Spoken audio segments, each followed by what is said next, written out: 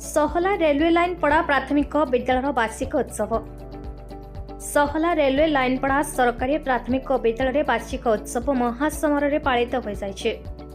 विद्यालय परिचालना समिति सभापति मीना प्रधान सभापतित्व सभा कार्य अनुष्ठित होता।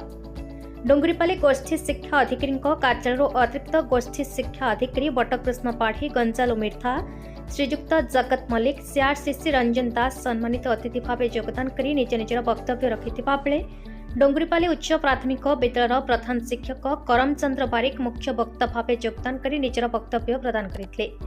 ए अवसर में विद्यालय पई भूमिदान करिथिबा अर्जुन मेहेर, विद्यालय परिचालना समिति प्रथम सभापति कर्मबाग, स्वेच्छासेवी हेमकर बाग, पूर्वतन सभापति अशोक मेहेर को संबर्धित करा जायतिला।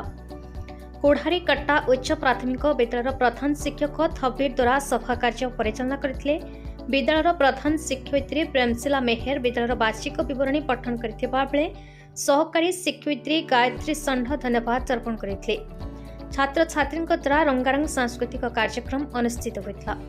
विद्यालय परिचालना समितिर समस्त सभ्य तथा रेलवे लाइनपड़ा और श्रीरामपड़ावासी पूर्ण सहयोग कार्यक्रम श्रृंखलित भाव अनुष्ठित होता।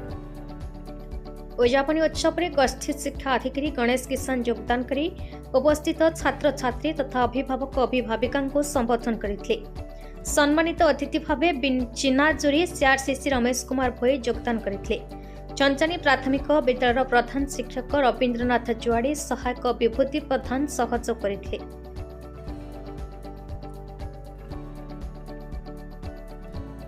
सुवर्णपुर जिलूर श्यामसुंदर पंडा टिकेलाल त्रिपाठी रिपोर्ट, भारत न्यूज।